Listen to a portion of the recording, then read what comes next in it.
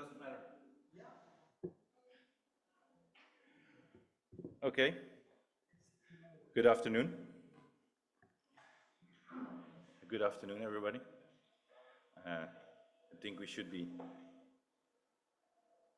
Yeah, we're right on time. Should be starting. I know it's always hard after lunch, but I'm glad to see so many people here in the room.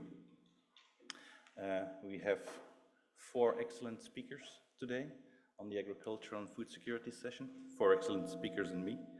And the reason why we brought these people together is, I don't know how many were this morning in the transformative program session this morning, but we want to see, we brought together people from within the GEO work program and a bit outside of or on the outskirts of the GEO work program, and to see if we can do things together, can build up programs together. How can we interact? What are the synergies? What are the gaps? What will improve if we work together? The setup is a bit of a traditional setup. Or the setup of this session is a bit of a traditional setup. So we have a number of presentations. We have foreseen 10, 12 minutes presentations. We'll open the floor if you have questions about a specific presentation. And then after all the presentations, we have a panel discussion, but actually we want to have an interactive discussion. So I hope that with the presentations and with some of the questions, we can engage you so that we have a discussion with all of us. So let me start by introducing the speakers of this session. So the first speaker will be Wenjiang Huang. I hope that I pronounced that correctly. And he's the lead of the GEO Pest and Disease Monitoring. We also have Cesar Garcia in the house. He's GEO-LDN Work Package 4, and I think that's National Interaction or what? Country support. Country support. I was close though. And then we have Karel Scharwath from Plant for All. And then last but not least, we have Frans Imler from DG RTD. So they will talk about the programs they work on or some of the programs they developed, and then we'll go into a discussion. And with that being said, I would like to invite the first speaker, Wenjiang Huang, to come to the stage and do your talk about GEO Pest and Disease. Thank you.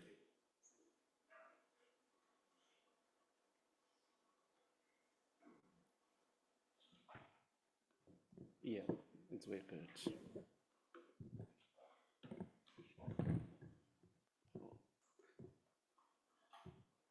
Okay, and thank you. And I'm very glad to come here, and ladies and gentlemen. And for me, I just have this GEO project for the vegetation and pest and disease and monitoring and forecasting.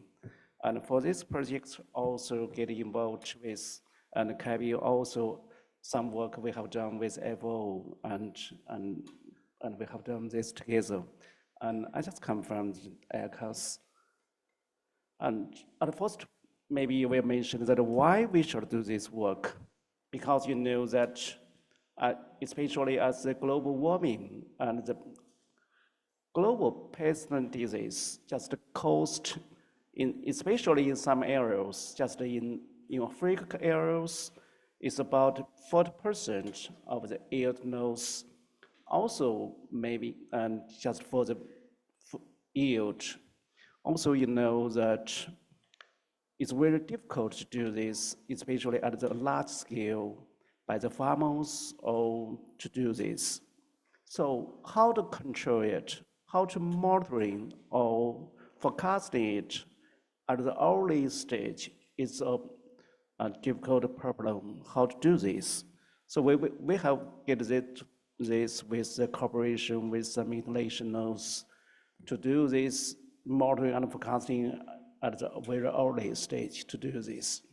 So, and we have based on our GEO Earth observations, some products such as leaf area index, leaf chlorophyll content, and soil moisture, all and these different parameters Also, we will combine with and pest and disease modeling and forecasting these models. Then we will do this together. And for the habitat modeling, and we will know and when and where maybe the pest they will and locate it. Then we will guiding the early control of the pest at the early stage. Because the early stage control, they will support for the less application of the pesticide. It's very useful for our environment. So we have done this with FO or CABI or together for the different countries. So, and based on the Earth observation technology, and we have done the disease development, some models, also integration with the and pest development, the mechanism. Then we have done this with the plant ecological some models and together. So by doing this, we can try to modeling of the pest and disease at the early stage, so that it can be controlled.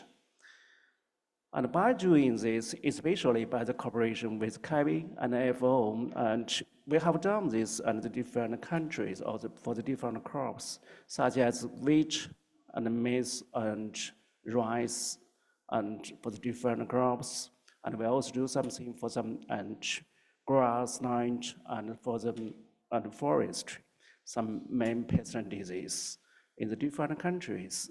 And especially, for example, we have done this just like for the locust or for armyworm or for some other different pest and disease. Then, and for the global warming. Just this and showed, and they will know, and when and where, how about this pest, they will be fly from one country to another country. So we can control it. And before this pest can be flight to another country. So we will try to control it at the early stage to do this work for the government and the decision making to do this. And we also know, try to doing this, that early stage can support for the pesticide reduce. And in some countries, it's about the pesticide reduce will be about 30% to do this work and by doing this. So maybe somebody will mention that because for this work has been done with the integration with Earth observation, also with some pest development models. So how can this be used? And now we can use this metro data, and for this we have been released all this data, and for the FO. And by this data, we have released our products and also the report in the FO, and for this can be used in some different countries. For example, such as Somalia, Ethiopia, Kenya, or some countries has been used this to control of the locust and fall armyworm and different of the pest disease. We can also use this by joining to another maybe software or some controls, just like with the API and together. You can join our system with API to you, maybe running system. And then we have get the cooperation with GBIF. With the GBIF, then, and it's very difficult to know how about the pest conditions, how about the biodiversity, and affected by the pest and disease conditions. So we will try to get the API with GBIF. Then we will try to reduce, how to improve the biodiversity conditions about this and to be used. Maybe you know that also, and if some country or some place, they just need to know how about the pest conditions, how about is maybe where it's about the pest cereals, or where is the maybe time and place. We just give them the map about the pest and disease and the different maybe separate conditions, such as we have used this in Pakistan or some other countries. We just use this with some map to share it, and they can be used by some farmers or by some decision makers. Just to use this map to guide them for the maybe and for the pesticide applications. And that's why we have also get some cooperation with CABI. You know that the CABI also international, just focus on organization, focus on the pest disease control. We will get some software to do this used and to do this. I think that for our research, and we have done them in the past years with the support of the GAO, and I think that maybe in the future, I also have discussed with some, just with genogram, or maybe I will try to know this place.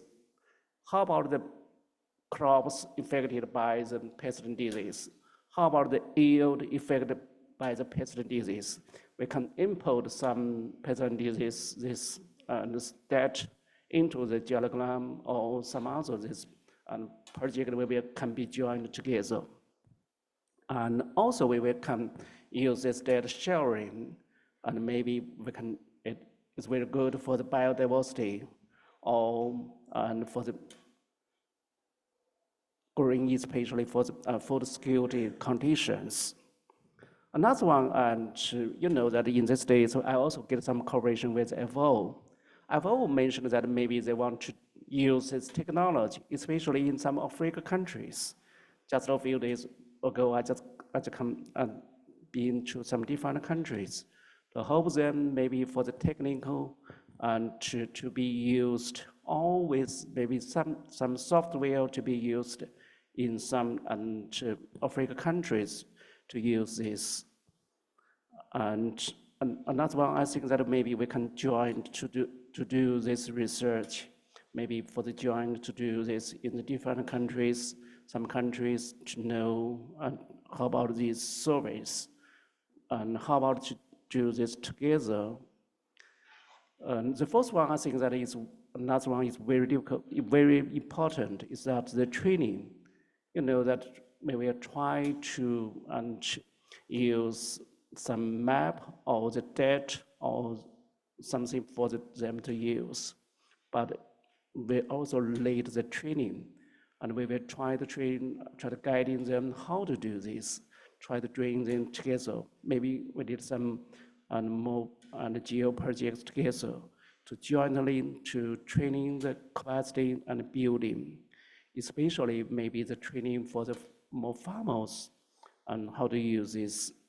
Then by doing this, I think that we can try to improve them and crop yield, try to improve them and to the food security and conditions. So that's my presentation. Thank you very much for your attention. Thank you.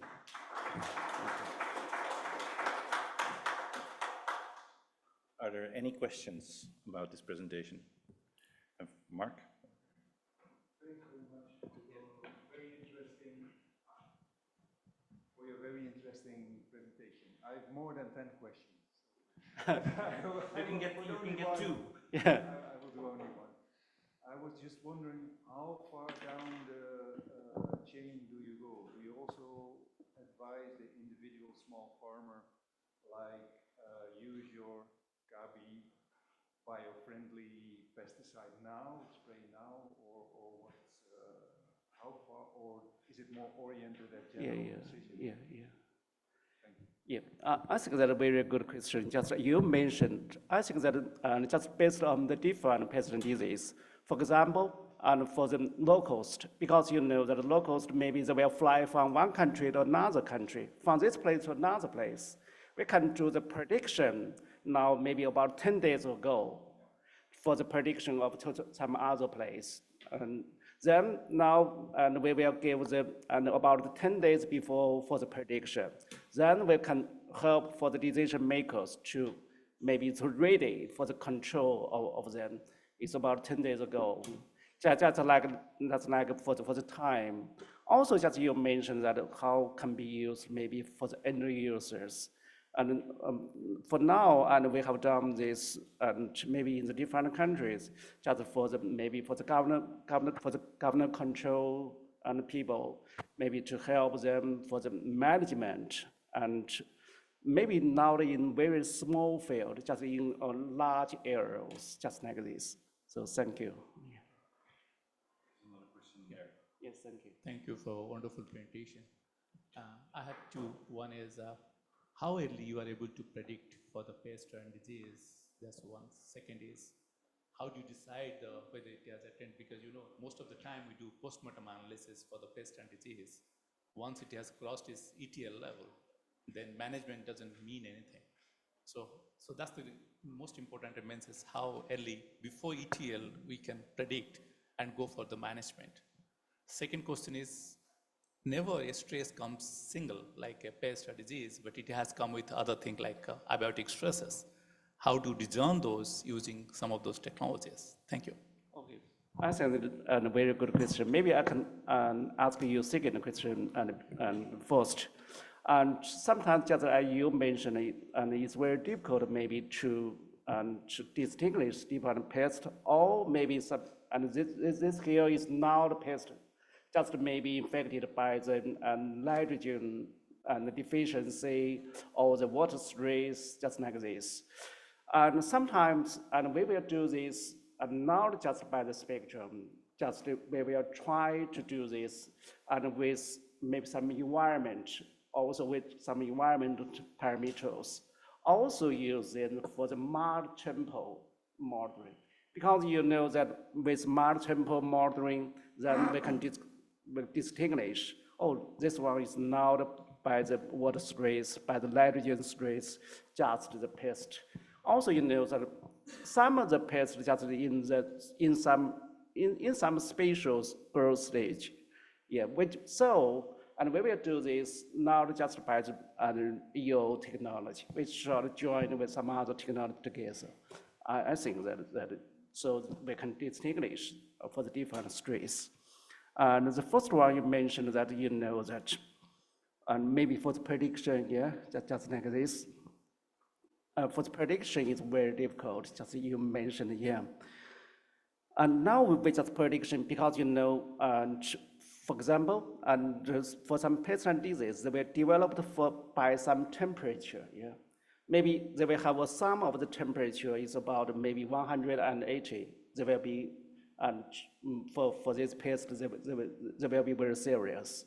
So we will get also we will know how about this temperature day by day by the prediction. Also we will get this observation maybe last year.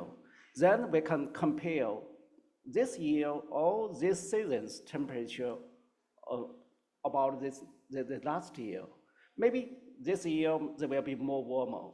Maybe and the pest disease that maybe they will be more serious than last year. Or and because you know that the pest disease will develop just based on the degree days. Maybe the days they will 5 days earlier. Then we just based on this, and then we can for the prediction and when and where they will be very serious, just like this. Okay, thank you. And then a final question there. Okay. Yeah, so this is a quick one. Thank you for a nice presentation. Obviously, it's a really important topic and a really kind of complicated topic too. But I was going to say that the FAO in the mid-1980s started their desert locust monitoring, looking at areas for potential breeding, looking at green areas in the desert. Is this the same as that project, or is this different? Yeah, and just also mentioned, I also involved in this project. And I also just working in FO for some time, and some of them are the same. And just for the desert locust, for some of them are the same. But we have done some of the research just a little different as FO, because you know that, and we will try to maybe put more about the pest and disease. Just we get some cooperation with CABI, because you know for the CABI, they will have more about the pest and disease, develop models. And then, and for our research, we just, and with about more for the Earth observation and the crop and the develop models, we join together. But for the FO and for the just desert locals, just focus on and where maybe for this place is a good place for the desert locals that will neg their eggs to these areas. Just focus on them. they didn't do too much for the match of the Earth observation and some pest models together, just like this. So this feeds into the FAO project? You're saying your methodology Yeah. is being adopted by the FAO? And for this and the technology also for this product has been used by the FAO in these Great. days. Good. Yes, Thank thank you. you. Thank you. Thank you very much. Thank you. So we will move to the next presentation on GeoLDN. Cesar, floor is yours. Okay, so thank you for being here. I'm going to talk a bit of GeoLDN. I'm not sure how much you know about GeoLDN, so I will make a brief introduction to who we are and how GeoLDN was born. So basically, it comes out from a party decision from the COP. This was parties agree that we need some support, and the UNCCD needs some organization to give countries some support on getting land degradation map and support with implementing the convention mandate. And it invites the group of air observation to support this effort and to support the parties. So out of this COP decision is that the GEO is invited, and then GEO establishes the land degradation neutrality, the GeoLDN group. So what do we do with land degradation neutrality? Basically, we try to have a view about the whole data value chain. So we are focusing on creating data, processing, analyzing, sharing, capacity development, and we end up in decision making. It's very important for us that we focus on the monitoring of land degradation a lot and to help countries report. But our core of our mandate is to help decision makers to make better decisions regarding land use management and how to operate with these lands that are being degraded, how to balance out, because LDN is land degradation neutrality, so we are trying to balance out and get neutral, not to stop it, but kind of get a neutral world on land degradation. And basically, that's where we're going. Our governance structure consists of some chairs, focal points from the UNCCD participate into that. And basically, we have different working groups. This is important because this is also what we care about, the data value chain, since the creation of the data to the end use of the data by the decision makers. So we have groups on capacity development, on data analytics, data quality standards, and then decision and country support, which is a working group 4 that I'm involved in. How are we funded? That's normally also another question. GIZ has a project that will operate until 2026. So they have the secretariat of our group, and that's how we are funded for more of the logistical support and all the coordination activities that we have. So why land degradation? Because basically it's at the centerpiece of, we normally speak a lot about climate change or biodiversity loss and forget about land degradation that is there in the middle. And land degradation is an important driver for climate change and biodiversity loss. And it's also tied to our natural resources. So it's our primary source of natural capital. When we mean land, we mean not only the soil, we mean the plants, the animals, the people, the culture, the languages. So that is why land is very important, because it's this primary source. It's very related to many SDGs, including, of course, food security. That's something that we always trying to get around, and with this concept of land degradation neutrality. We want to keep the ecosystem services stable. We want to avoid losing this resilience that you get with land degradation. So we know there is going to be drought, there is going to be flood, pests, and diseases like our colleague just mentioned, and this will impact our livelihoods and the food security, of course. But if we have land degradation, our resilience, our capacities to adapt to this are really diminished.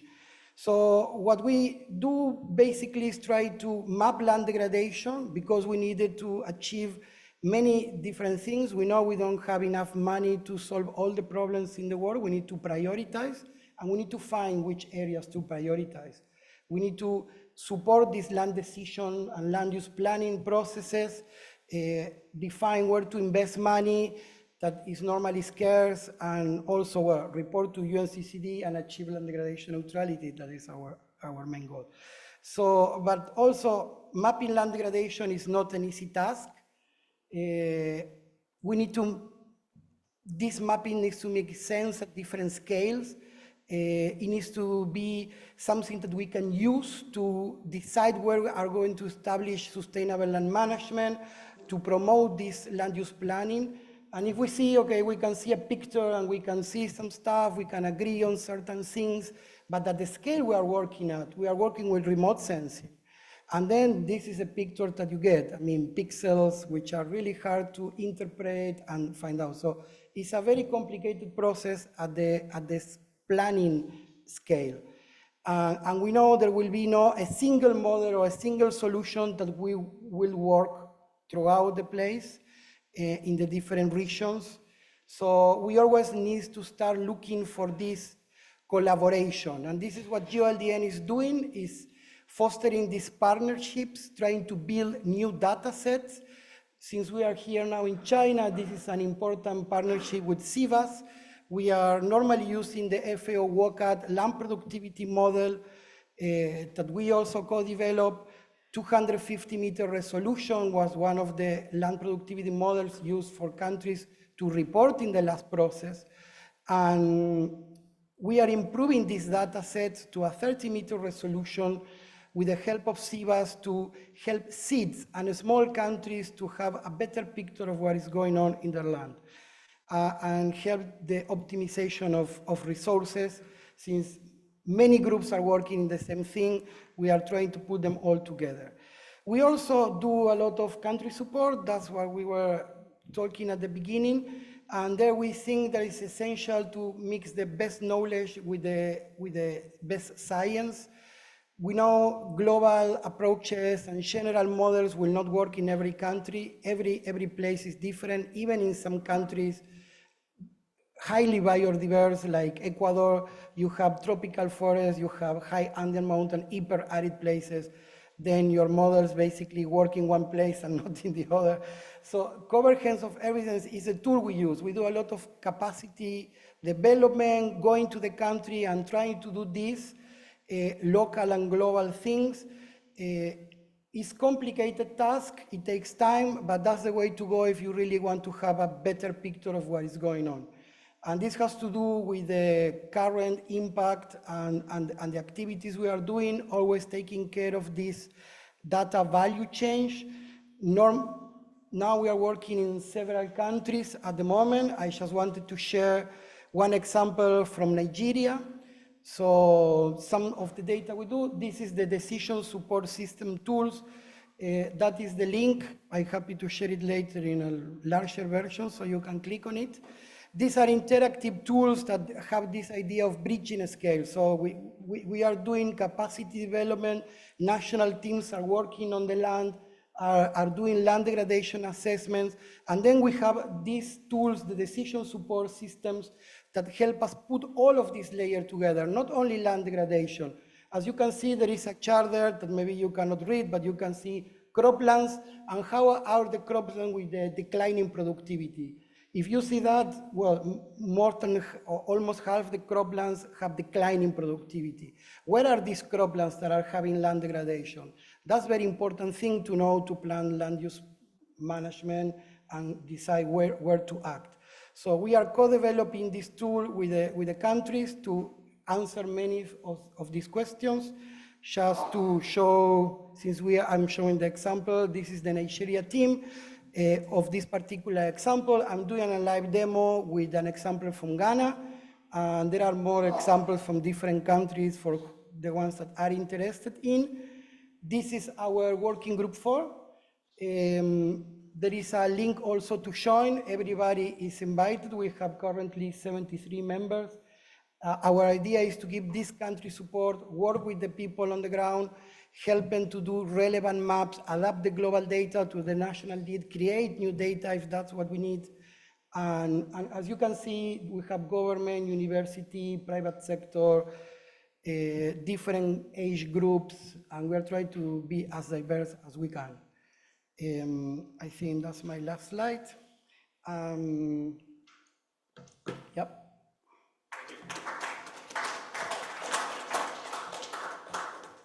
Are there questions, Professor Zaar? No questions? Yeah, no, a fun topic like pest and disease. Or just too well explained. There's also a possibility. There's a number of things that I want to come back to, but we'll do that during the discussion. So those were 2 GEO work program activities. We'll go into the third one. That's GeoGlam. So if you can show the presentation, please.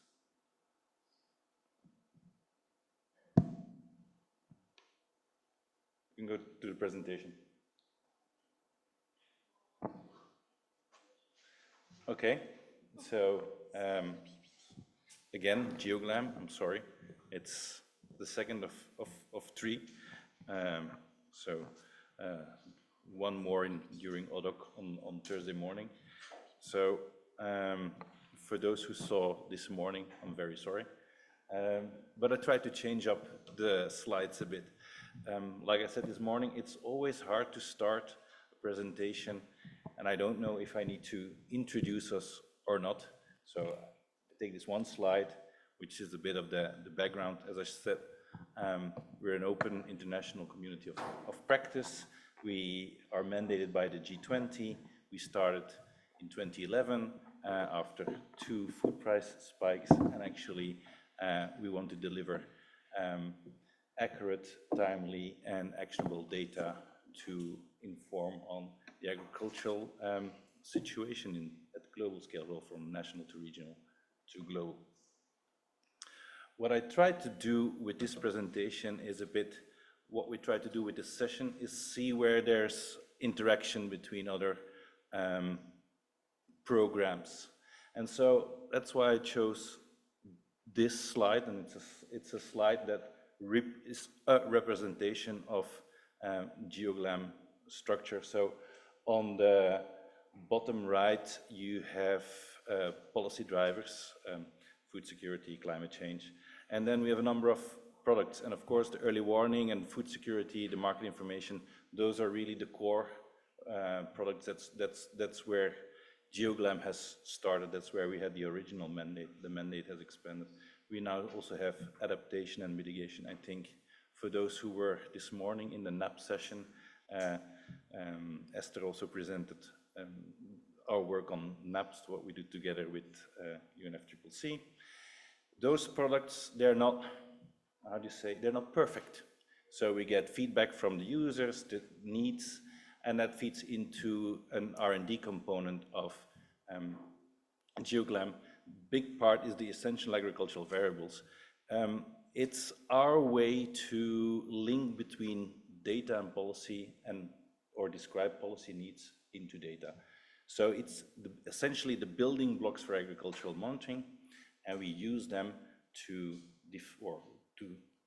support policy needs, but also translate policy needs into data needs. That's also where we link with CEOs, the space agencies, and it's also our link to other communities. So that's why it's essential in this discussion, because we already did an analysis between the essential agricultural variables and the climate variables, see what were the interactions, see what we could use of essential climate variables, and if there was overlap. And then, of course, all those products need to be created in a certain way. We have open source tools, we have analytical tools.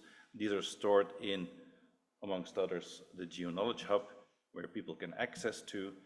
A big part is also on in situ coordination. We have a working group on that. I think it's also a very interesting link between all the different activities is in situ data.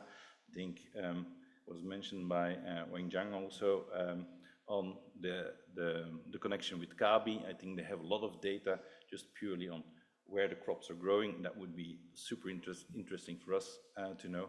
Combining all those into capacity building and co-development, we get back to those products and the circle starts again. I can't talk about GeoGlam not mentioning the crop monitor.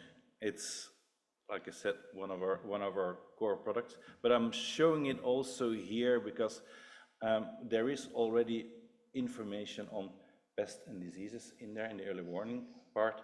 So I think that's a very clear link to what was mentioned earlier. Co-development of the national crop monitors. So from that global scale, the techniques that are used at global scale, of the information that is used at global scale, we also try to implement it at national scale. We do a lot of capacity building. There is a lot of co-design there.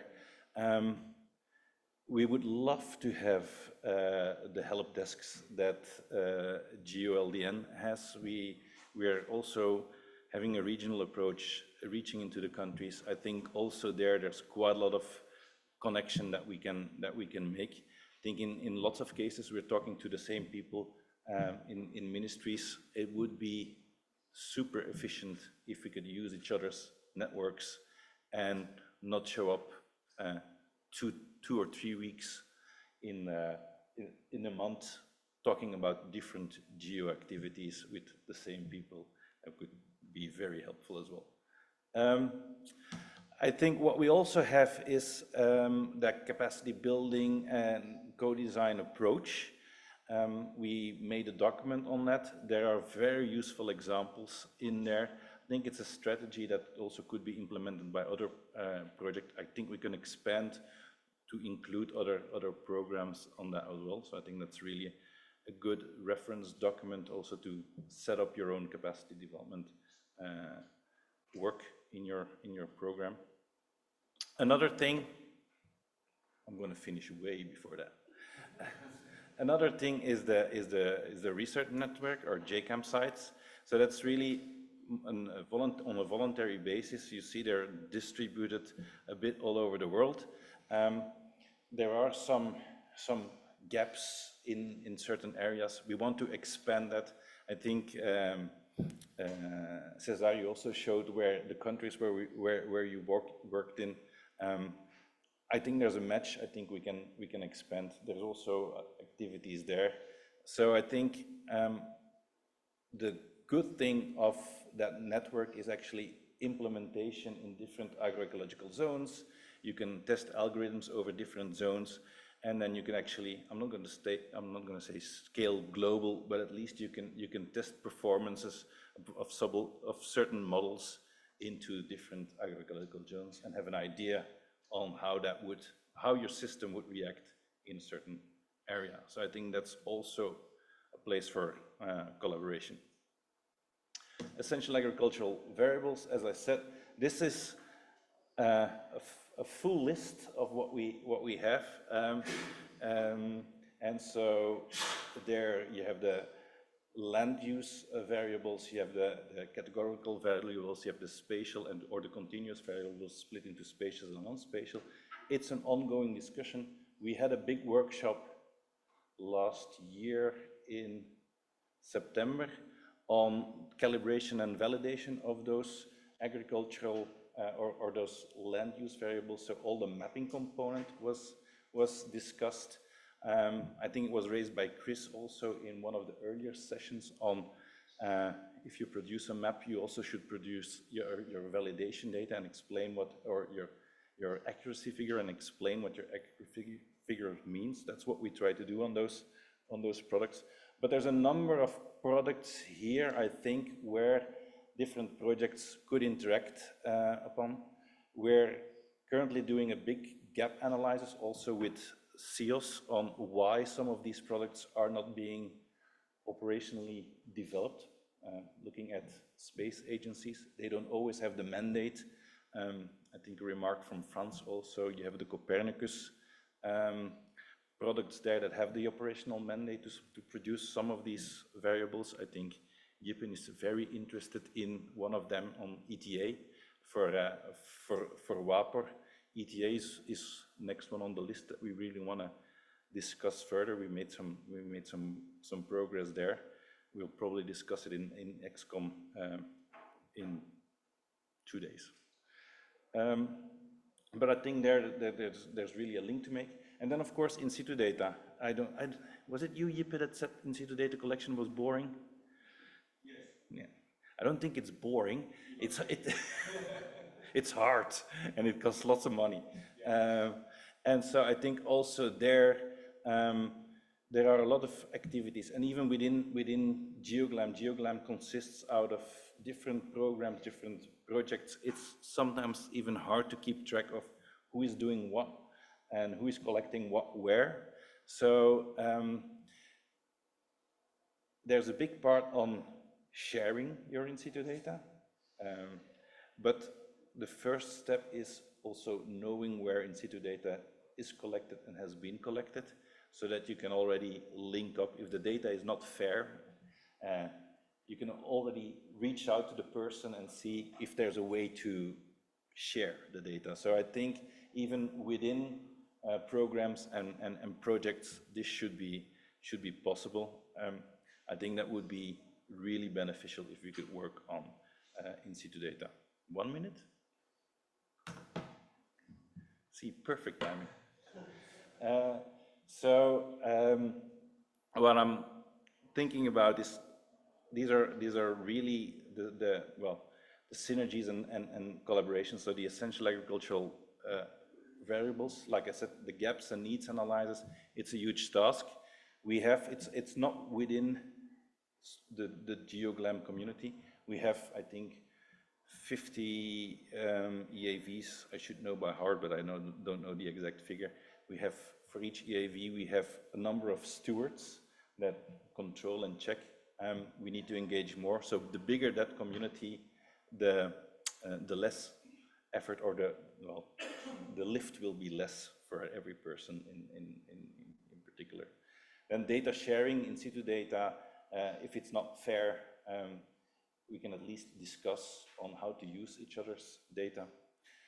There's also a potential of service integration and combination, but I think there the key is that it should be driven by user needs, not just like, oh, we have a good idea, why don't we combine these two things? If there's no user demand, I don't think it's useful. And then on the co-design and capacity building activities, I think also when you go into a country, it might not be a bad idea to try to combine stuff. And I had in the back of my mind that for some of the help desk work that GeoLDN is doing, we could also have some backstopping there. And with that, I would like to conclude.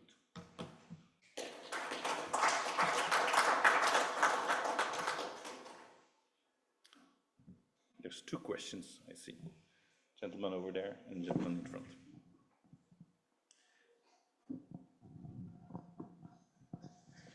We're first going to go to, he was first with his hand. Please go ahead. Excellent presentation. Nice to see G20 event organized in India. I think Grace and team, they attended that. Myself, Ravi Sahu from Indian Agriculture Research Institute, Indian Council of Agriculture Research, Delhi and India. This is question related to EAV, Essential Agriculture Variables. I could see soil mask is going to play a very important role. Soil fertility, mostly soil organic carbon. That is what I could see missing. Soil moisture is there, some climate variables are there, but soil is missing. I think that we should see. That's what my suggestion would be. Thank you. No, you're absolutely right. Soil is missing, and it's a list that we made over the last 2 to 3 years. It's not it's not ending. It's a bit the never-ending story. So we want to include more, but I think we first need to start what we have available now and see how far we can get with these ones that we have already, and then continue the work on that. But I think you're right, soil is really an essential factor there. Thank you, good presentation. My question is about acre estimation, accuracy assessment. Is there any mechanism to find out how much accurately the crop area is estimated? And my second question is this, what is the difference in crop forecast and estimation accuracies? When you will start forecasting some crop, how much it is accurately forecasted when it is going towards the estimating that crop yield specifically? So you mean crop forecasting? Yeah, you pointed out you initially do crop yield forecasting and then you will go for crop yield estimation. What is the difference in forecasting and estimation accuracies? At the time of forecasting, you are saying the production will go through this level. When you estimate that crop, how much there is a difference between forecasting and estimation? Well, I don't think I mentioned forecasting and estimation. Essential variables, if you see that. Okay, in the list. The estimation is at end of season, forecasting is for, well, earlier in the season. That's the difference. And to give accuracy figures about that, that's really hard. It's really crop dependent, it's area dependent, it's model dependent. There are a number of activities, it's year dependent. There are a number of activities that do a lot of research on it. So I can reference you to papers, but I can't give you one figure. One of the things that we're looking at Crop Monitor also is looking at a more general approach that we can have, well, global figures, but those are definitely not at field level, they're at regional level, and they also have their, how would I say that, restrictions in accuracy. So, to be honest, I can't give you one figure out of the top of my head. It's really, really dependent. No, I mean just, is there roughly, when you will definitely working from last few years, and you certainly see what's the difference in forecasting and yield estimations and find out our forecasting system is predicting out 10%, 20%, exactly, it's not be possible to find out very exact figures, but generally a system exists that defines the difference. What is our forecasting system is forecasting at the initial stages and how it is to be performed at the end of the season. Okay, what you mean is comparing what you estimated earlier, what you forecasted in start of season and what you actually estimate is. That's done by the different modelers. Again, I don't have all the values there, but yeah, there's a couple of groups within GeoGlam that actually look at yield estimation. I think our friends there from CropWatch, they are in their CropWatch Cloud, sorry, they have a yield component in there. There's the group in University of Valencia that does quite a lot of yield estimation. There is even in a ESA project now at the moment, which is World Cereal, that they're looking at a global scale yield estimation, no forecasting, only estimation there. So yeah, there is lots of movement, like with all of the EAVs. There's lots of. That's why they're in the R&D component. They're in, and some of them are more towards the operations, like crop type mapping is more towards operations. But yeah, so it's more in the R&D part. Okay, thank you. I think with that we can go to the next speaker.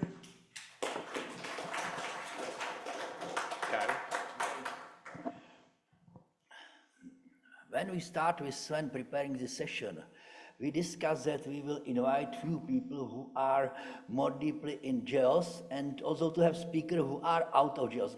Unfortunately, one from our colleagues is not here, he didn't succeed.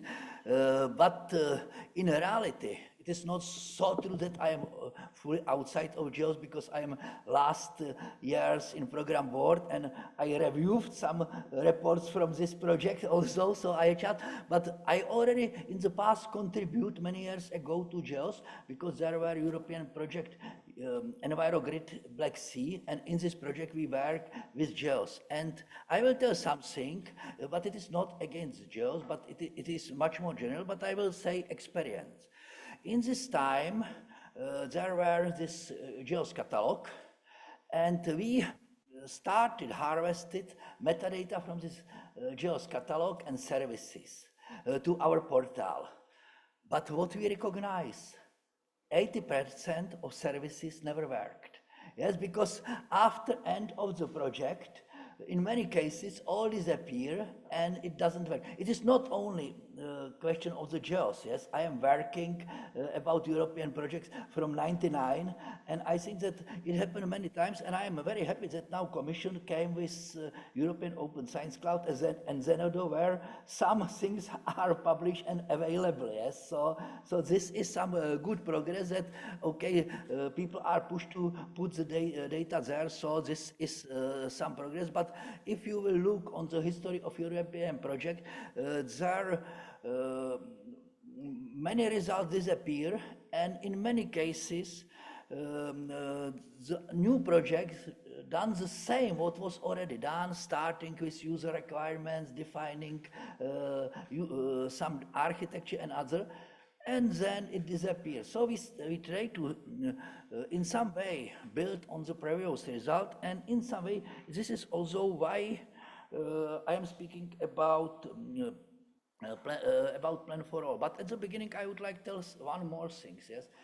It is some advantage that I am speaking on the end of second year, or almost on the end, because I can react on many things which I heard before, but it is also disadvantage that in some cases I will left a little from my slides, yes, because I would like to react on some things.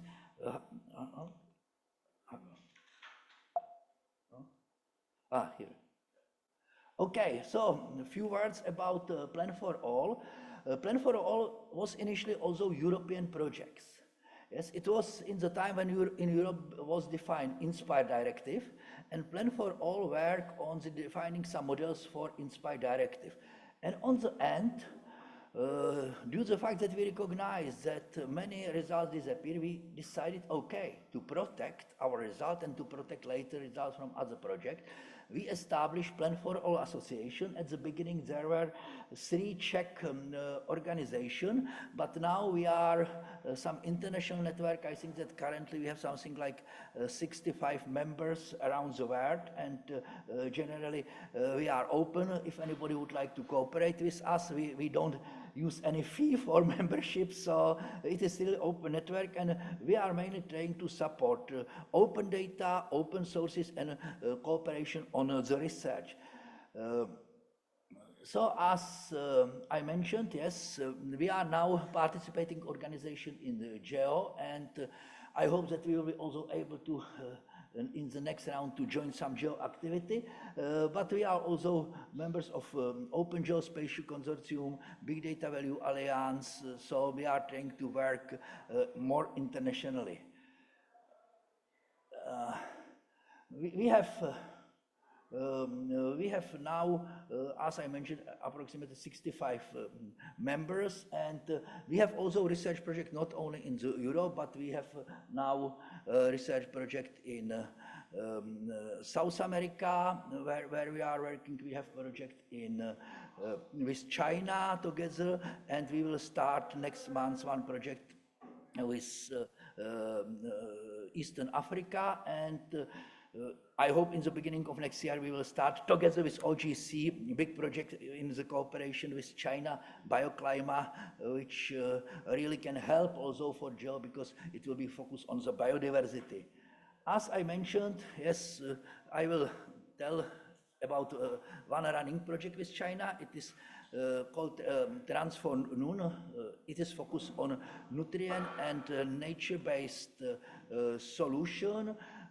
We are responsible mainly for presentation and organizing hackathon. One hackathon is now starting or is prepared. There is some number of challenges. It will run parallelly in it will run in Europe and also in the China. We have for this cooperation in Europe, it will start now and will run virtually, and then in China probably will start next year and will be organized in 2 or 3 days. We had meeting last week about this in Beijing with the partner, and there is number of challenges, and if you will go to our pages, I will be interested, some things could be useful, and also next technical things which I will show will be also part of this hackathon, so you are welcome to join us. Now, I would like to tell one thing. I am very happy from the title of the conference, Intelligence for All. Yes, because I don't have this time, unfortunately, this slide, because as I mentioned, I prepared this before. But I many times use the slide with, I don't know if you know, wisdom pyramids. Data, information, knowledge, and wisdom. And last year I was a little disappointed because most of discussion was only about the data.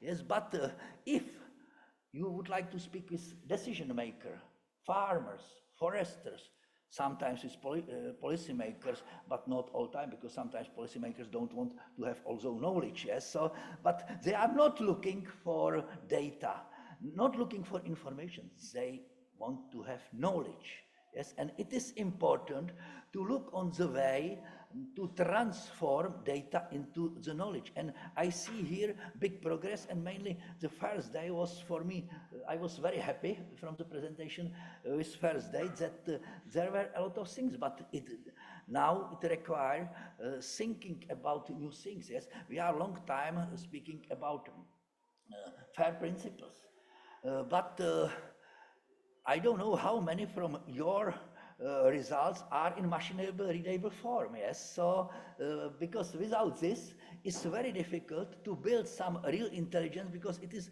difficult to combine these things and to build the knowledge. So this is important, and this is necessary to discuss about interfaces, discuss about the data models, but also about APIs. And I am now happy that we will start to project with OGC, and we will have a chance to try to influence these things, because this I see as very important for the future, to start to build something new, to go with a new approach. And probably in China it will be no problem, but in Europe we will never be able to build such infrastructure like have Microsoft or like have Amazon, to build really one big infrastructure trying to solve all.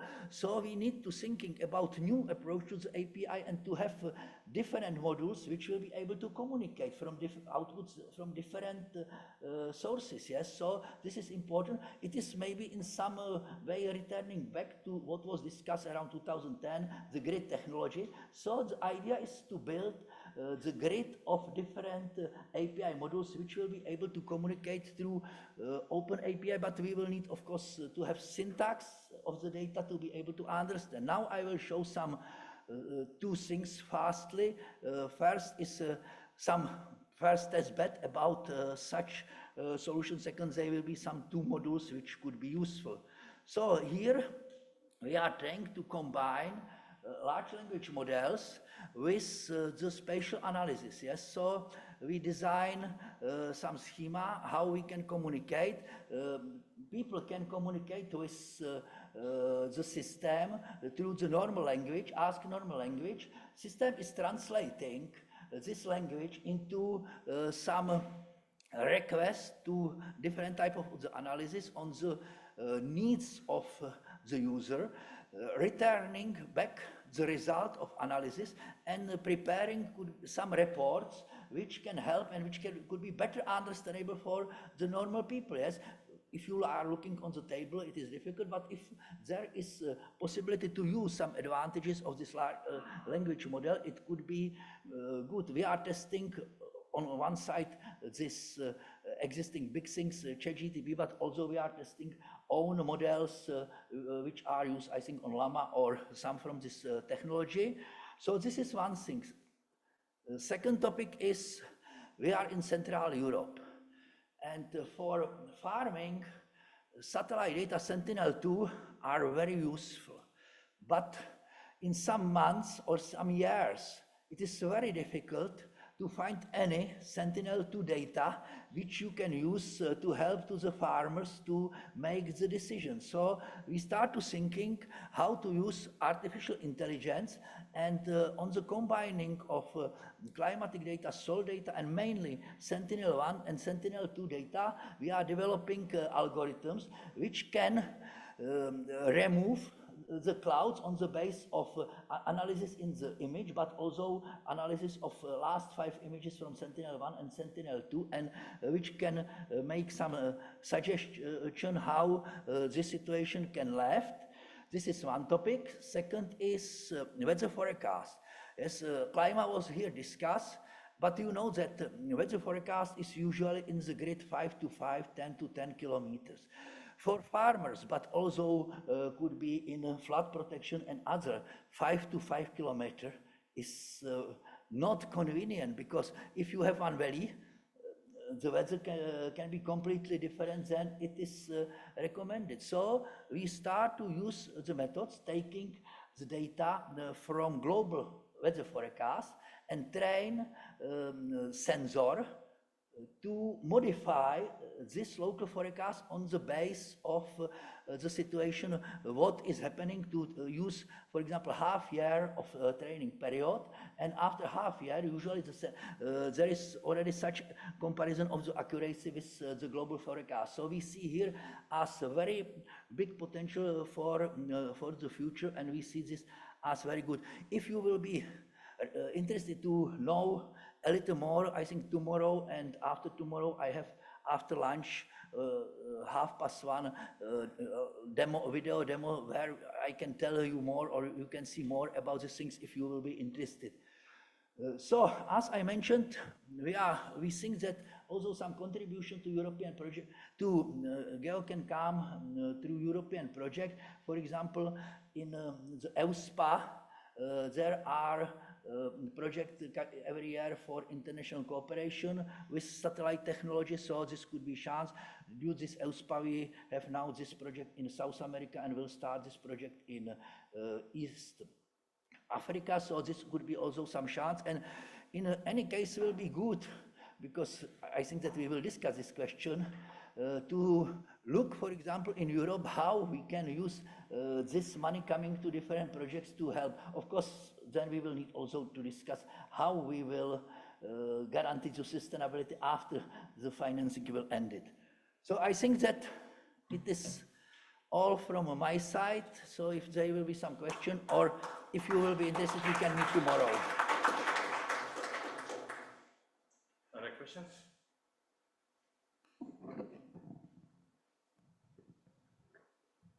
Hi there. Yeah, very interested to see the workflow diagram with all the processing going on and producing results at the end. I think that's a really key part of what we mean by Earth Intelligence for All, you know, this processing and all the technical bit behind the scenes, but delivering outputs in a way that your farmer can understand. I was just wondering if you could tell us a bit more about the output formats. You mentioned reports, but are there other things as well? About API format? The outputs, we are now, it could be in the text, it could be in the dashboard, so it could be in the map. We are now testing, because the project is running 9 months, so this is the first prototype, and now we will start with user test about the best feedback, yes. And in this project, we are focused on regional action plans. But I think what I heard in the session before, this national, this NAP, there could be used the same principles. We are trying to train this module with the text from, could be legislation, yes, the text from research papers, combine this with this data. So, we will test it, what will be the best format, because we are able to again draw the map, because we are able to generate again the map, to prepare tables, to prepare the text description. So this will be now tested, and if you will go tomorrow, there is some first small output of this, but of course, it is on the beginning. All what I showed this is the result of 9 months. Yes, so we work relatively very hardly with the group of people. One is coming from GI, second is coming from artificial intelligence, and we find the good way how to discuss, because sometimes I started with artificial intelligence many years ago, but sometimes I have problem to speak with the young guys from artificial intelligence, because they are looking only on their own problem, but they are not willing to look on the frame. Yes, so but now we find some good group, and we are trying to work on this, and I hope that we will be able to have some good result. That sounds really interesting. Thanks. Okay. And then we go to the final speaker, and I think you mentioned frame. Perfect intro for Frans about framework programs and partnerships. Frans, go ahead. Thank you, Sven. Hello and welcome, everyone. You probably seen me before. I'm Frans Himmler. I work in the European Commission. I'm actually giving this talk on behalf of Nicola Pirone from CNR Italy, who was invited in the first place, but he couldn't come here. He's actually part with some other colleagues, part of this project that I will talk about, while I'm a bit looking from the outside of it. Not the slides then. So what is this partnership about? It's actually, I will talk about later how it is linked to GEO. It's in first place a European project. Can you move here? It's a so-called co-fund partnership funded through Horizon Europe. What are partnerships? That are more long-lasting initiatives. So probably addressing a bit what Karel was criticizing, that we have many short-term projects. So these partnerships are really meant to stay there for a longer term, that bring together really critical mass from the Union and the member states, so the EU member states, and also the Horizon associated country, to address really common challenges of major concern, and of course also addressing EU policy objectives. That's just to give you an idea of what we talk about here. So there are quite a few partnerships on all sorts of things, of different research areas. So this one is called Agriculture of Data. So we're trying to cultivate data. And it brings together member states and associated countries to really pool their funding and create quite a big initiative. So the EU contribution is 90 million, but we expect that the contributions from member states will sum up to something between 200 and 300 million euros. So it's quite a significant investment that we try to get together there. This money is not cash money purely all together. It's also in-kind contributions, but it will really bring together critical mass, we expect. So the partners in the partnership are the funding agencies in the first place, but there are also other partners joining this consortium that bring in those in-kind contributions, for example. So what is it about? We try with this partnership to support sustainable agriculture and also policy monitoring and policy implementation by using digital data technologies in combination with environmental observation and also other data. So I think what is really interesting here is also that it uses Earth observation data, but brings together Internet of Things, machinery data. There's lots of data obviously coming from the various machines that farmers are using. There's data, there's socioeconomic data. And all this data, we are actually also building European data spaces, and we hope to be able to bring this data in a format and in a form that it can be efficiently used. And from that, we then, or the partnership will then try to, or will build tools, applications, on the one hand, to really give them in the hand of the farmer. So we're really trying to address the farmers' needs, but also other actors in this area, and also for policy monitoring.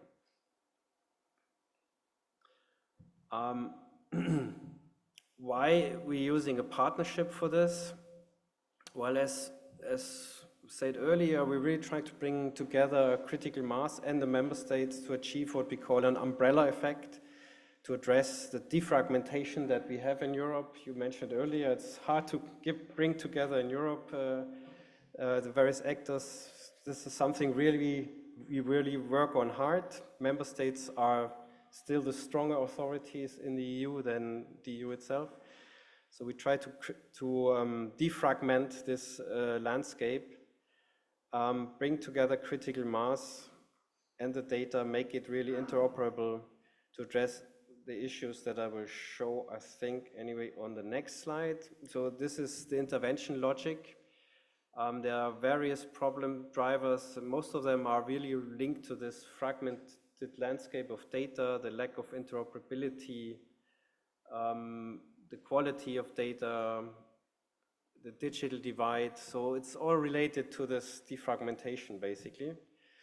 And through a series of specific objectives, we really expect that this will help us with increasing synergies, that should lead to increased performance of the sector, and particularly also to increased sustainability, so to make farms work more effectively, but also more sustainable, also from an environmental point of view.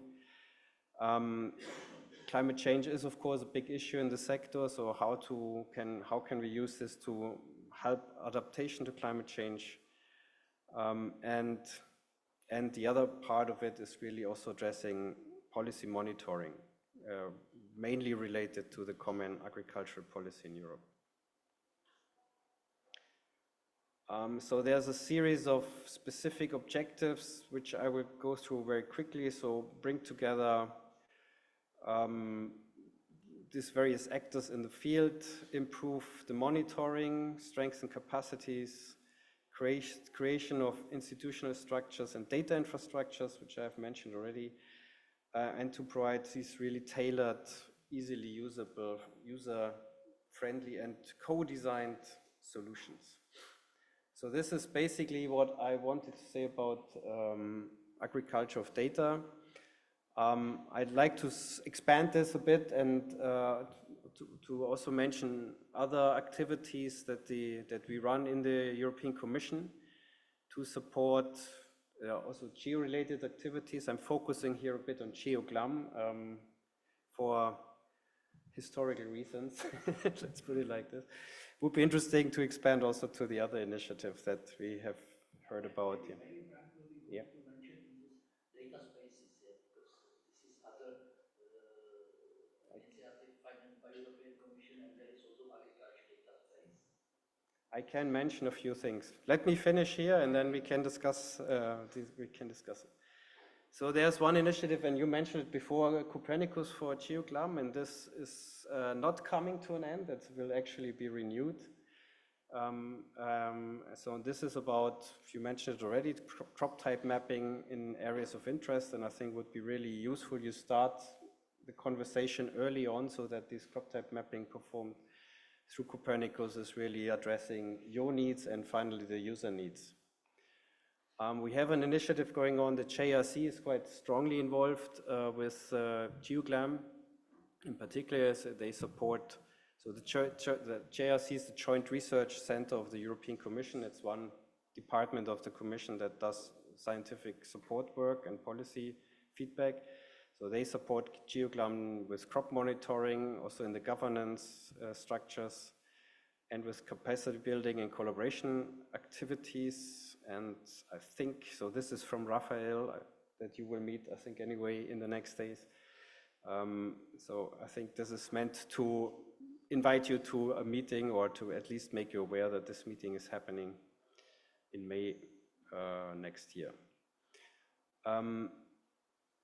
Then there's various others related activities related also to the new Commission. Maybe that's worth mentioning.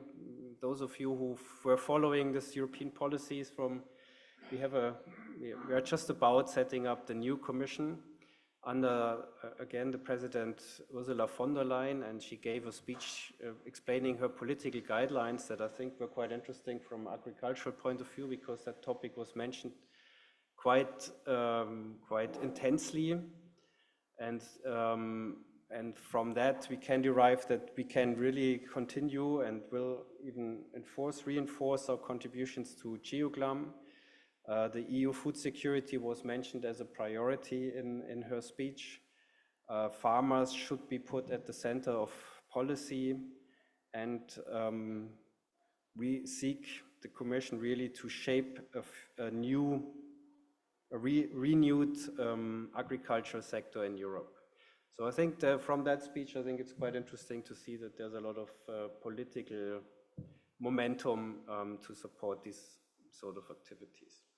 Just to mention that there's quite a range of different projects. You may criticize again, short-lived, they finish all at some point. Africulture is probably one most of you have known. It's finished since already quite a while. There's a list of other projects. I can leave this here. Maybe you can note down if something sounds interesting to you, the acronyms, and look up some more details later. And with this, I'm happy to discuss further whatever questions you may have.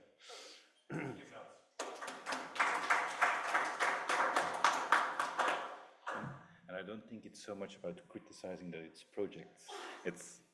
I don't think we criticize, but it's like building on those projects. Questions for Franz?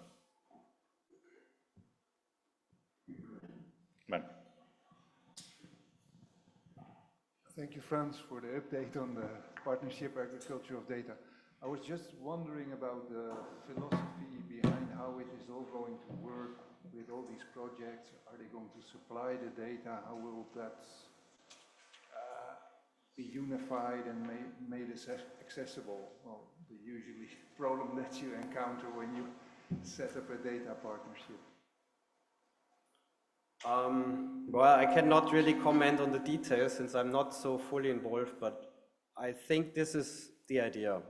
On how this works in reality, we know it's quite challenging to make it really work, to make this data work, make it interoperable, make it accessible for everybody.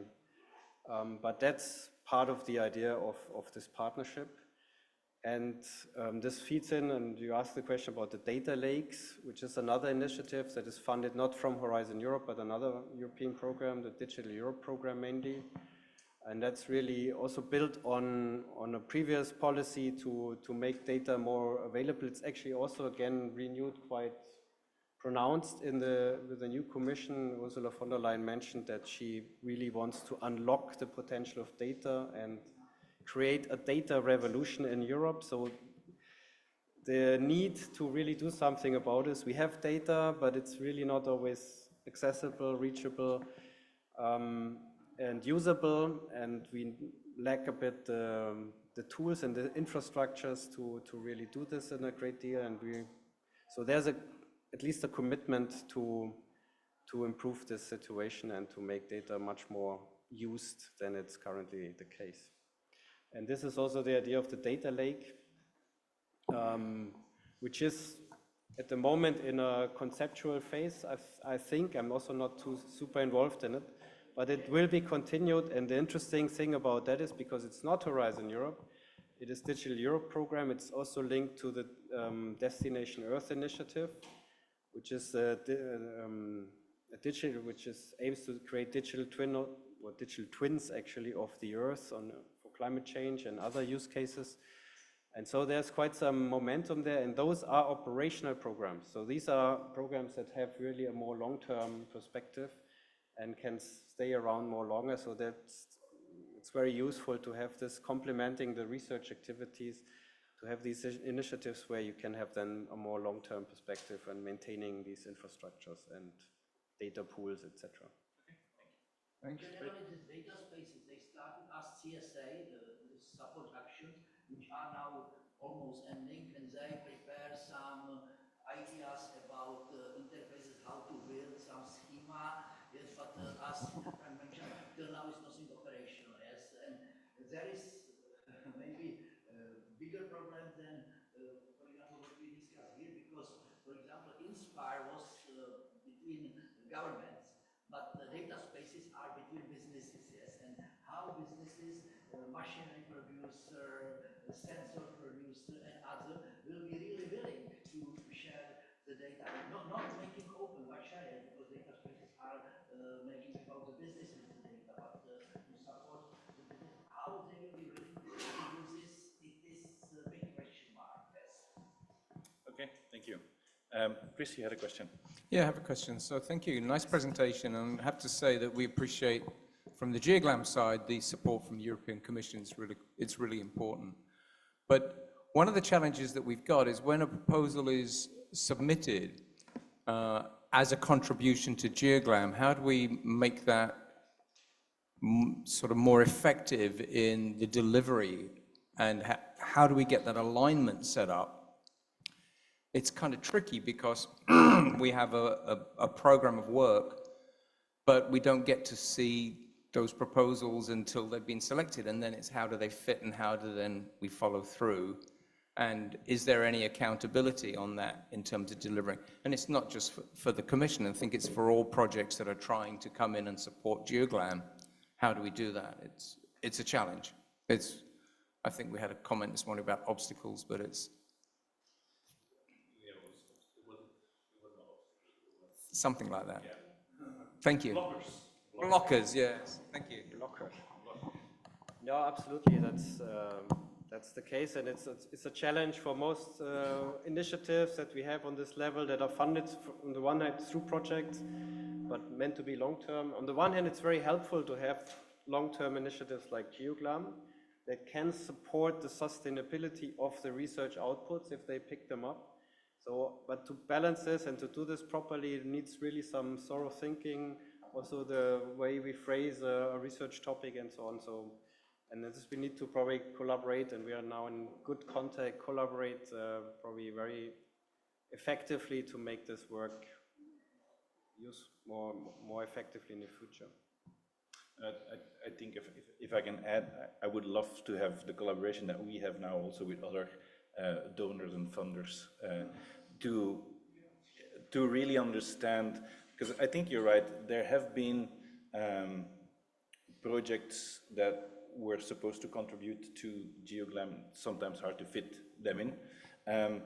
But I think if you're referring to the Copernicus for GeoGlam part now, that was really discussed with GRC, even the previous framework. The thing is that what we as GeoGlam community need to do is make sure that the capacity building around that part of the work increases so that the uptake of the product is better.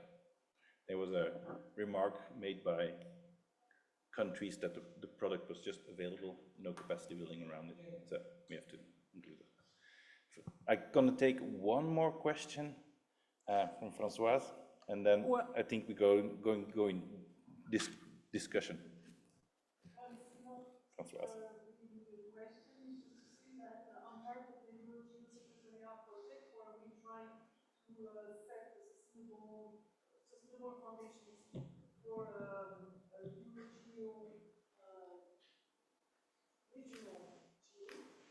And there we are identifying the stakeholders contributing to the activities of geo in Europe, and we try to identify what we can streamline to bring more benefits capitalized towards geo, and quickly bringing results to the knowledge of, for instance, and also supporting the networking between different activities like projects and so on, through thematics, through the action groups. So we have identified stakeholders, we try to identify what we can better streamline and connect to increase the benefits for the geo. Okay, thank you, Marie-Françoise. Good, and then there's two more questions, but we also need to have some panel discussion. I have like 5 questions, we have 20 minutes, so it's going to be hard. But maybe your question can come up with the discussion. So I'm gonna I'm gonna skip the first one because you already answered it about what, like the agricultural partnership of data, how can it contribute to the GEO work program? But I think the question I want to ask here, and it's also for the audience, it's not only for the panel here, is actually how does that new GEO work program approach on the focus area, in this case, the focus area of agriculture and food security, actually enable us to work together? Is it just good enough that they say, we have this focus area, now work together? Or do we need a mechanism? And if so, what kind of mechanism do we need? What would be a driver of that collaboration and of that new joint work? Anybody can go. I think that there will be probably necessary some contribution of program board to check if there will be some activity which in some way will be overlapping, to start discuss through the Geosecretariat with the people and to thinking how this efforts could be combined, yes, because to split this into many independent actions, it could be a problem, and I think that probably there will be necessary minimally to try to combine these different activities together, yes, because in principle now anybody can go with some ideas, yes, but maybe that it happens that there will be 6-7 ideas for agriculture, yes, what we will do with this. Yeah, but there is definitely the follow-up from program board, because there's this request for proposals, so that's there. But is that request good enough? Well, I think, I don't know, I was thinking many things because we are presenting a lot of different things. And there are some basic questions like who are our users? I mean, we definitely are serving different purposes.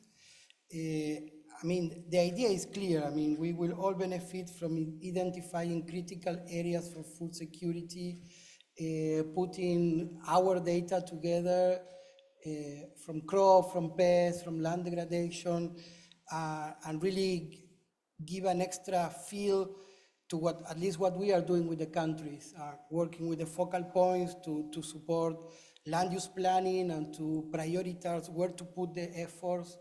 So I think that's definitely a space for collaboration. We normally say, okay, we work in silos. Clearly, each one of us has a specific user case. Sometimes it's farmer, which is very little down the road.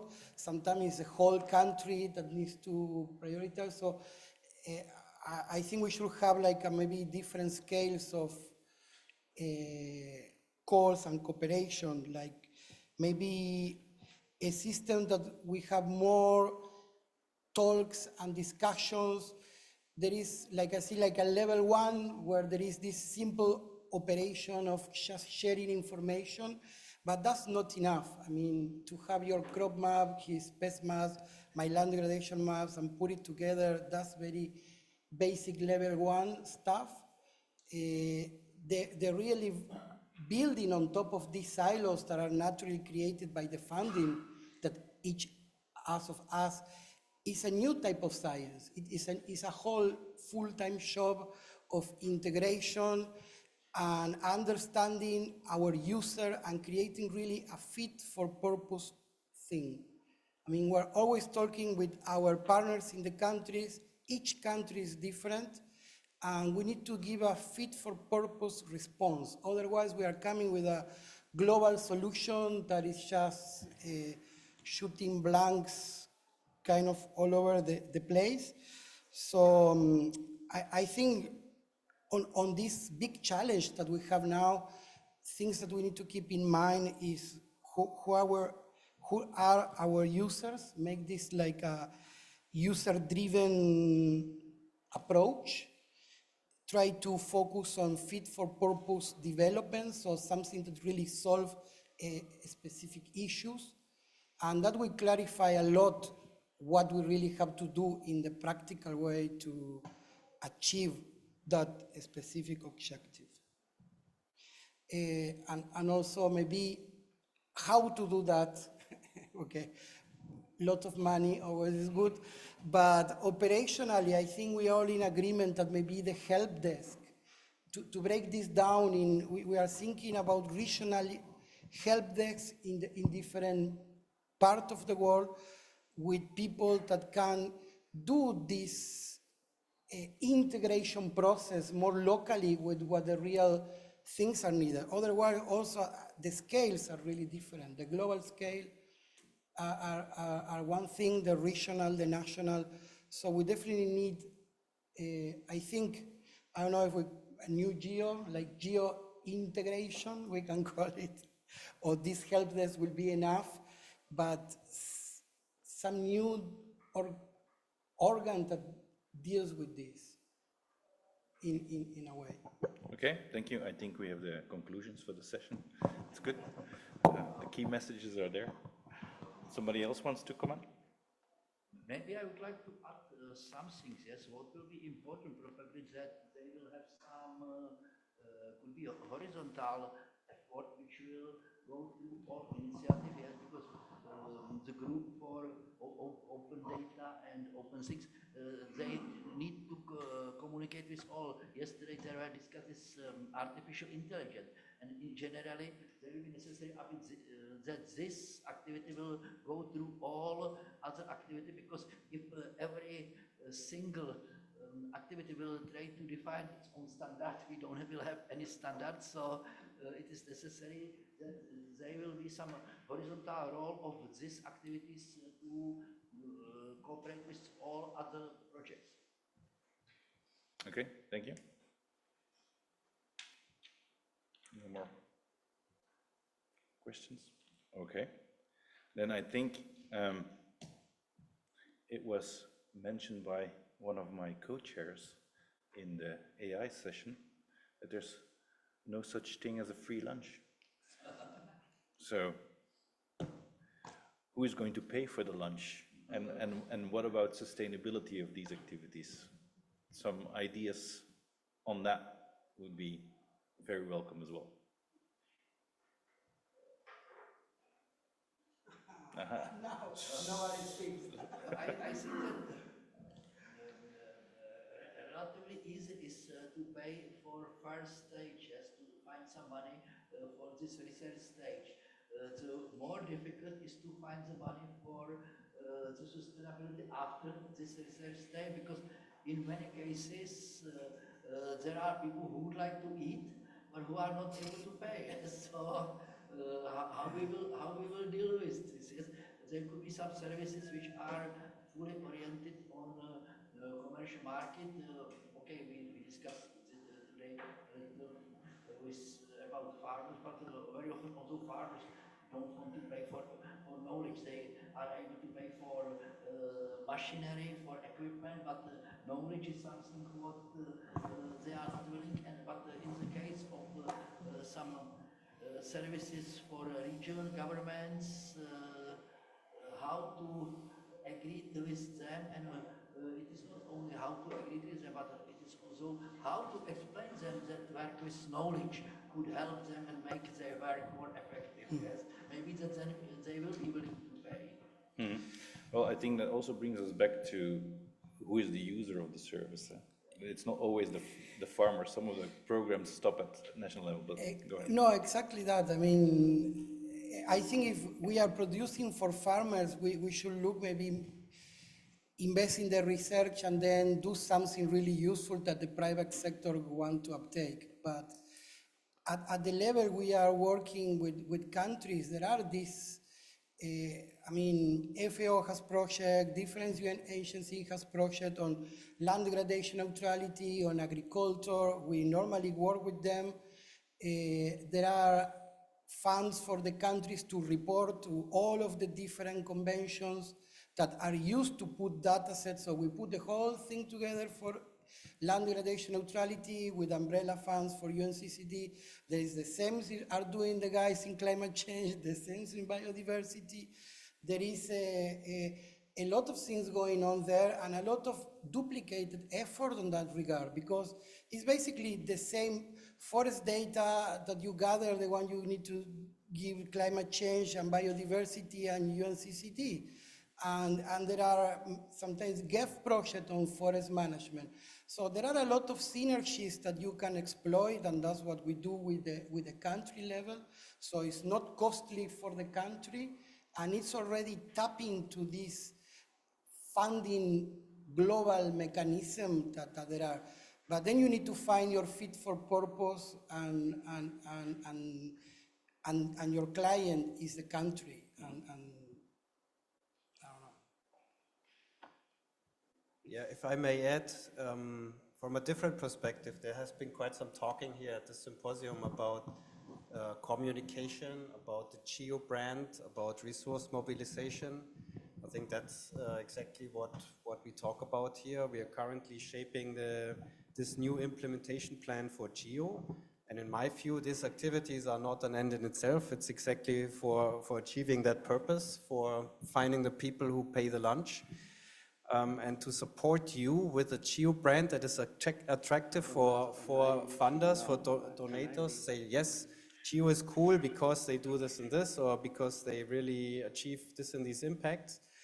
And so that should be there to help you, attracting funders to support whatever you need support for. You said research is easy, but indeed finding operational or funding for operational activities is often the biggest challenge.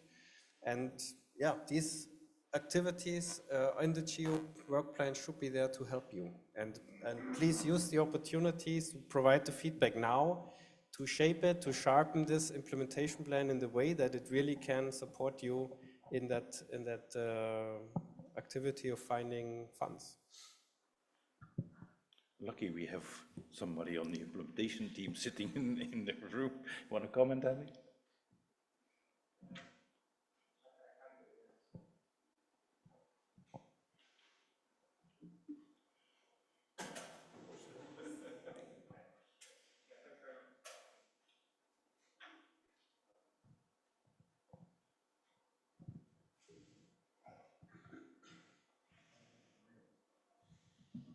Yeah, I mean, obviously, the long-term sustainability is what's going to make this thing fly. And, you know, we have dedicated resource mobilization sort of activity going on, which is pretty mature in terms of their thinking at the moment of possible ways that this can happen. So I think, you know, you're going to see more of that in the coming weeks.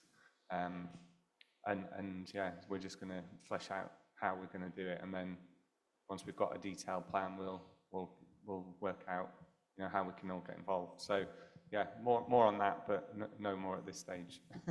No, it's already an important message that you gave there, that, well, that there is, the next steps are coming soon, because that was a big question here.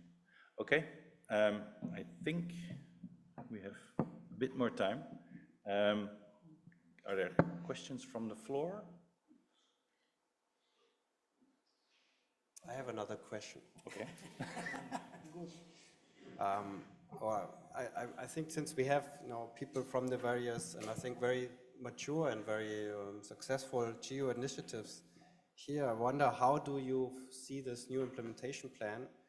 What does it, how does it incentivize you to change the way they work or not? Or will you just keep on going as you did?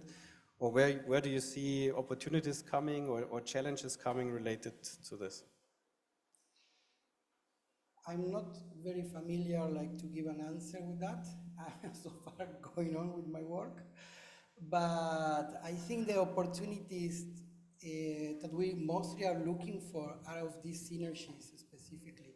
Because we know our play game really well. I mean, I know where to look for funding on land degradation, but we don't know how to really go outside these silos and cooperate a bit more on the really important questions and the integration. So I hope this is that opportunity to maybe have in our internal geos this extra capacity to go out, to play with other teams, to to build something greater than the things we were normally doing and go outside of our own boxes. So that's what I'm hoping the direction this goes.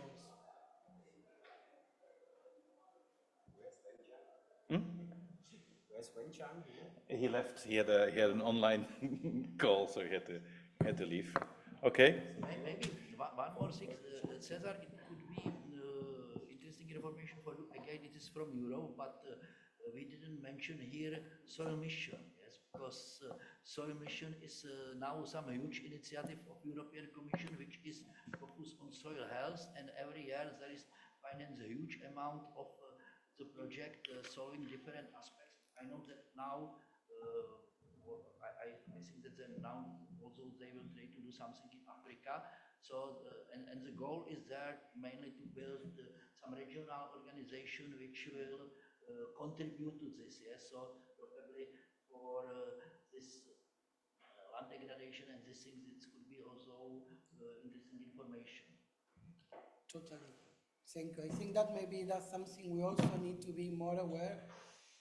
There are a lot of things going on in the world. You never get tired of meeting new people, new projects, new things to which you can connect and synergize. And there are a lot of duplication, we may say. Maybe that's also necessary in many points. But a lot of things that we can tap on each other and make something more useful, at least to our end user, which is the national counterparts. I think that's really key of being here together, just to see what is going on outside of your own silo and connect. And I think there are some easy connections to be made, but you only know them when you talk together and when you have a couple of presentations like this. And it's been talking with GLDN on their production figures and looking at their crop mapping and cropland mapping, and that's stuff where output of GeoGlam can actually contribute and compare, maybe first compare and then integrate. So I think that there's a couple of possibilities there. I think with that, we need to conclude this session. I want to thank you all for the interesting presentations.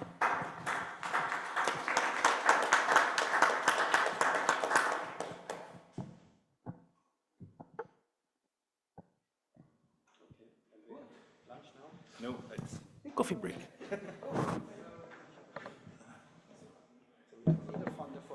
no.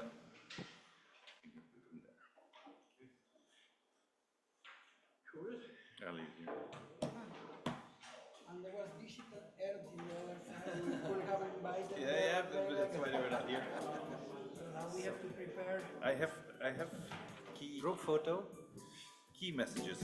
One, data sharing, data integration, and then standards. User needs, fit for purpose,